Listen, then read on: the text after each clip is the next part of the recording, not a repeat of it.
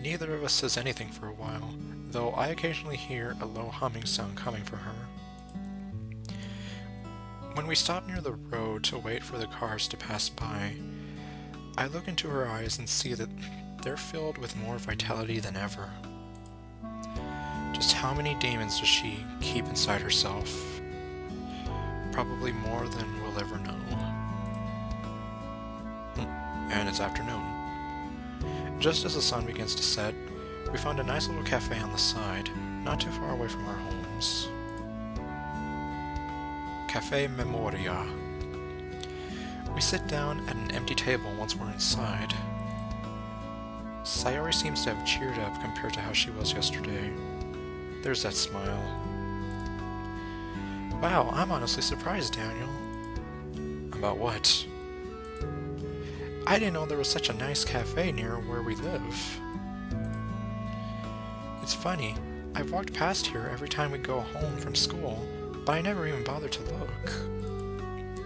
I shrug and laugh sheepishly.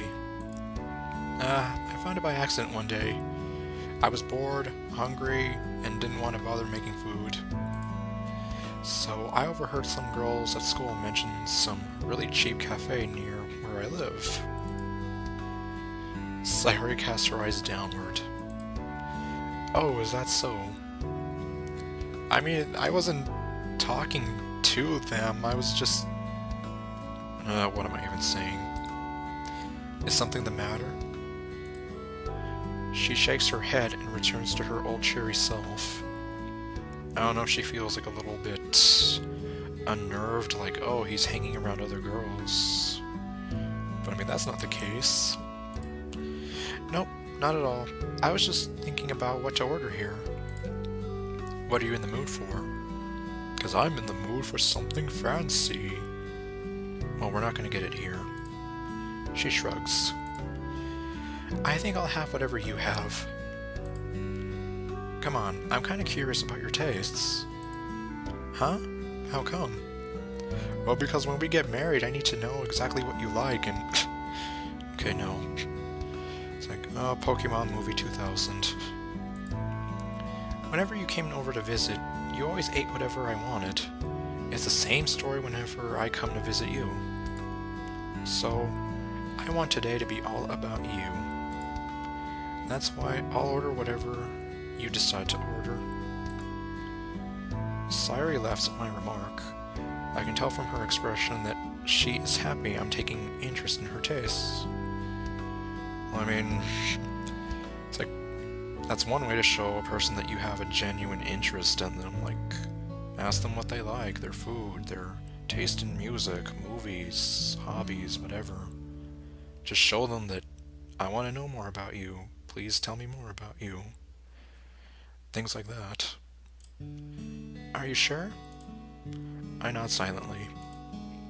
In that case... Before I can stop her, she moves her chair next to me and opens the cafe's menu. Let's order something together and split it. Right. Like, I want more people to mistake us for a couple today. It's like, yeah, we'll order a banana split and then we'll, like, share it like they do in some of those romance movies, or am I the only one who knows about that? I don't know. On the other hand, when I look at how happy she seems when she reads aloud every item on the cafe's menu list, I feel like I can't deny her. Yeah, don't take this away from her. Also, pancakes. Can we have pancakes? It'd be wrong, so I decide to play along with her. For now. Alright, let's do that. It sounds fun. Yay! I was worried you'd tell me it's a silly idea, but I thought it was kind of cute. Truth be told, I don't mind sharing a meal with her.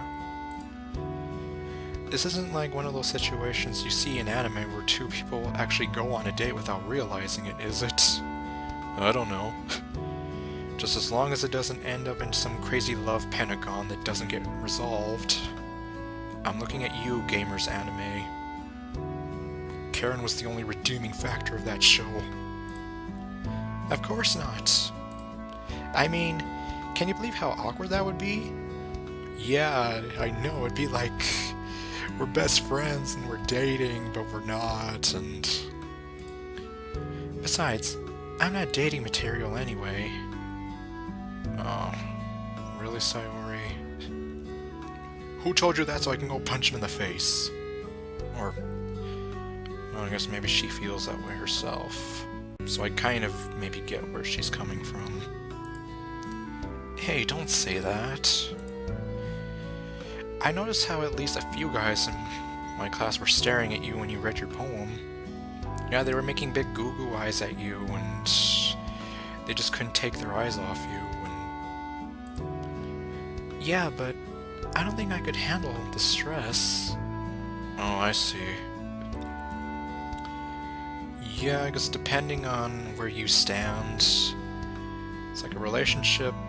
On the one hand, you're not alone, or you're not lonely, but on the other hand, you do have like some sort of things that come with it, and that might be stressful to some people. So maybe. It's okay, Daniel. I've already come to terms with the fact that I'll likely stay single forever. Why do you do this to me? Don't cry. It's like, I'm the one who's supposed to be saying I'll be single forever or whatever. Okay, no.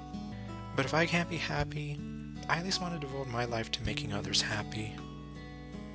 And it's like, this girl does not know how strong she really is. I think then their happiness would shine on me. She clasps her hands together and smiles. For some reason, however, her comment made me a little sad. Yeah, because in a sense it's like, it's not really her happiness, she's just trying to get happiness through other people. It's not fair. She notices the concern in my eyes and shakes her head. Anyway, that's enough sob stories for one dinner. Let's order up. Alright, what do you want? Ooh, how does pizza sound? Oh, pizza sounds nice. Pizza, huh? Isn't that a pretty large dish? We're both pretty hungry, and also, if we split it in half, then it should be just enough for us to handle without overeating. Yeah, it's like, if it's 8 pieces, and you get 4 and I get 4, at least 4 is about the max limit I can eat. Anything else would be pushing it. That's a pretty good idea. Waiter! Oh, Mr. Waiter!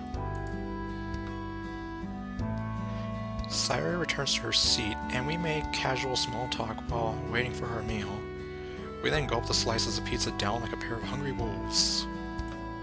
One might say we wolfed it all down. Even though I'm clearly hungrier than her, Sayori finishes her share so fast that I'm left wondering if she has a black hole in place of a stomach. Her metabolism is clearly better than mine, since she barely breaks a sweat, while I'm left heaving for breath by the time I'm halfway done with my portion. She finds slight amusement in my struggle, and eventually starts giving me pep talk to motivate me to finish. It's like, come on, you can do it! Don't give up now! It's like, you're almost there! After an hour... Geez, an hour. Okay, after an hour, my epic battle with the pizza comes to an end. You did it! I'm so proud of you! It's like, I'm proud of me too. Okay. I'm too exhausted to reply, and I merely give her a weak, half-hearted thumbs up. I never would have made it without your pep talk. You'd make a great coach someday. I wheeze before gulping down a glass of water. Thanks. Her eyes then light up and she clasps her hands together. How about we go to the park after school tomorrow? It's beautiful there. We'd be doing an activity together, and we could work on your poor condition. Okay. So it's like, what, are you gonna have me run laps around the park? Since, no offense, but I've seen old men with better stamina than you. Really?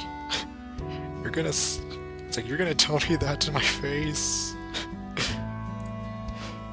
I laugh at her snarky comment. Sure, that sounds fun. It's like, with all the laps and the push-ups you're probably gonna have me do. Huh? Really? No. I was just teasing you. I know you don't want that. Then why'd you suggest it, even as a joke? Actually, I do. That sounds like a fun activity we could do together. It's like, yeah, you'll run the laps with me. Besides, you're right. I think I could do with some exercise. I mean, compared to all the time I've spent just sitting around watching anime. And without you cheering me on just now, I don't think I'd have found the strength to finish that pizza. Okay, then it's settled. Let's meet up after school tomorrow and go to the park. Seeing that we've both finished our meals, the waiter comes over to ask us if we're ready to pay. Okay, well... Yep. Well, I mean, you had to know this was coming eventually. So, it's like, let's see, which is the right choice, really? It's like, obviously I could be a total jerk and have her pay for it all. We could go Dutch and split it. Or I can be a true gentleman and say, I got this covered, don't you worry. I think for the sake of this playthrough, this time around, let's go the true gentleman route. At least until I mess it all up and probably choose a bad choice that makes me get a bad ending. It's like, yeah, I'm paying. Are you sure? I promised I'd pay for the meal. Well, I know that, but like I said, I'm trying to be a true gentleman. Don't sweat it. I was joking when I said I wanted you to pay. I don't know why, but for some reason, I'm a little disappointed. Don't tell me that it's because you feel like I just negated your purpose or whatever. I wanted to pay. I can't always rely on you for everything, after all. Okay, well, not quite what I was thinking, but I guess I can kind of see that. Her voice sounds pretty upset, a far cry from her regular self. Okay, well then fine, next time I'm gonna let you pay and I'm not gonna say anything. Well, I'm probably gonna do all the options at the end anyway, so no worries. I really wish you'd stop doing me all these favors without asking me. It doesn't feel right when I can never repay your kindness. True, it almost feels like you're taking advantage of the person, especially if you can't repay it somehow. Kind of makes you feel guilty, I guess. Am I patronizing her? Jeez. Now I really feel bad about trying to step up. Nevertheless, I take out my wallet and pay the full price of the meal. We grab our coats off the chairs and bags before we start walking home. It's then we see that we spent so much time chatting away that evening fell over the town, let's see. It's then we see that we spent so much time chatting away that evening fell over the town, even if we were outside. Okay, well, I guess it's just probably my English teacher drilling things into my head again, but something about this sentence sounds a bit off. Well, I kind of get what they're saying. Basically, it's nighttime. We spent so much time in there that we didn't realize it. It's kind of chilly in the evening. She then looks at me with a focused gaze in her eyes. Oh, right. Isn't today the release day of that manga you've been anticipating? If you leave me now and run to the store, you can still buy it before the store closes. Yes, but if I leave you now, I'll be taking away the best part of you. Okay, no. That song only works if I'm singing it from my point of view. While the thought is tempting, I can tell Sayori's tired. And really, remember, true gentleman wrote, never leave a lady by herself, especially at night. Besides, I can't leave her now in good conscience. Yeah, that too. My hobbies can wait until tomorrow. Yeah, it's not like it's some limited edition thing that's gonna sell out in 5 minutes, right? Not like the amiibos of 2014. No, it's fine. Let's hurry home before we catch a cold. I'll walk you back. I can see Sayori's cheeks redden a bit. Thanks. Truth be told, I'm a little scared of going home alone at night. You say exactly. It's like, as a man, you should at least stay with her, be at her side, and make sure she's alright. Especially if she's scared of being out after dark. Same here. Plus, I'm beat. I gotta rest. Super dark.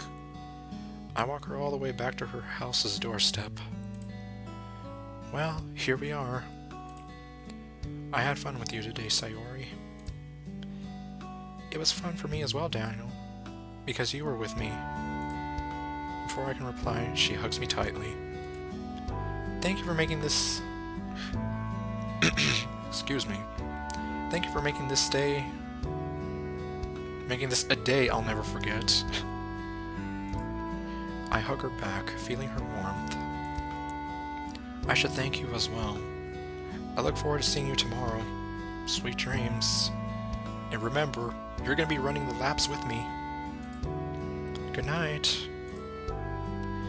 We break apart and I feel like I want to say something to her, but I can't quite find the words.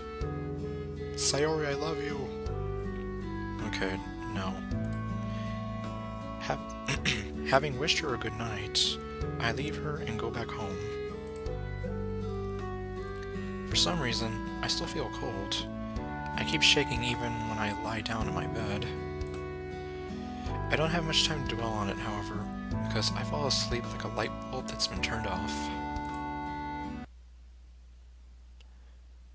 After a painful night full of nightmares, I wake up in cold sweat and my body feels like it's been battered by pro fighters all day long. I try to inhale, but my throat feels like it's been ground with sandpaper. Oh crap, why now? Oh, did he catch a cold? I cough violently and feel drained of energy. I rest my head against the pillow and try to open my eyes, but my eyelids feel incredibly heavy. This is bad. I promised Sayori I'd spend the day with her. As it stands, I don't even have the strength to reach out to my phone and call her. Even so, she needs to know, or she'll wait all day for me. And yeah, you do not want to stand her up, especially her feeling the way she is. I don't need to be a genius to know how badly she will take it if I don't show up without an explanation. You know, she'll think that you're blowing her off because you don't like her or whatever. Or you don't care about her. I try to force my body to move enough to reach my phone, but it's futile. I feel weak and tired. Even so, I have to force myself and bear the cold pain. I crawl like an oversized caterpillar to the edge of my bed and slap the phone down into my bedside, where it lands on my right hand. I quickly select Sayori from my contact list and call her. Before long, I hear a cheerful but sleepy voice on the other end. Oh boy. Well, I have a feeling she's not going to be too cheerful after this. Daniel, are you alright? It's still early morning. I'm sorry if I woke you. I cough violently again. Oh dear, that sounded awful. Don't worry about me. I'm sure it's just a cold. Is there anything I can do to help you? I'm just calling to say that my coughing is so bad that I don't even get a chance to finish my sentence before my finger slips and accidentally makes me end the call. Oops. Crap. My phone's almost dead as well. Well, like typically I always try to charge my phone before bed. That way that doesn't happen. But I guess when you're so dead tired, it's like, that doesn't even matter. At this rate, it'll run out of battery if I try to call her again. Is it an iPhone? I swear the batteries on iPhones are so blah. You barely use them and then it goes down 10%. I close my eyes and feel another nightmare enveloping me. Okay, this doesn't sound too good. In it, I see Sayori standing on the school rooftop, tears streaming down her face. Yeah, this is already not sounding good. Oh, no, no, no, no. She takes a step forward and...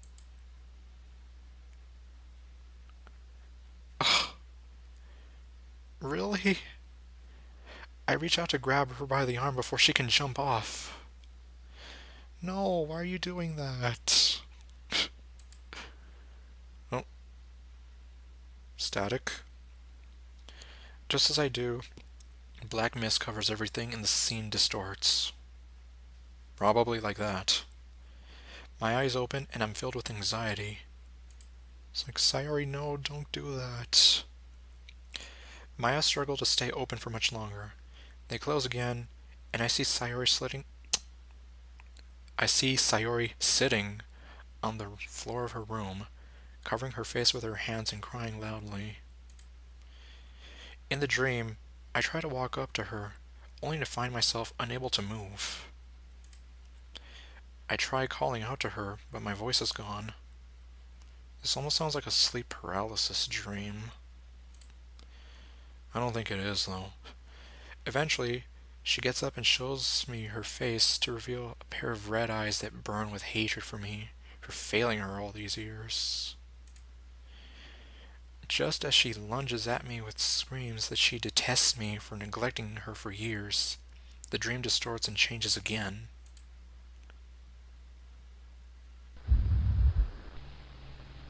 That actually sounded like TV static a little bit. I find myself alone in darkness. All I can hear is my own heartbeat. Then suddenly, I see Sayori walking towards me, asking me why I never supported her when she suffered, and why I only live for myself. She then starts repeating the word "why" over and over again, before the voice magnifies and duplicates. Until there's an entire choir asking me why I was such a terrible friend to her. I'm sorry. I hear myself pleading with the voices, but they don't let up. They start accusing me, pointing to events in mine and Sayori's past where I could have helped her if I only knew of her condition at any time. Please forgive me. The voices are unfazed and say I don't deserve her kindness.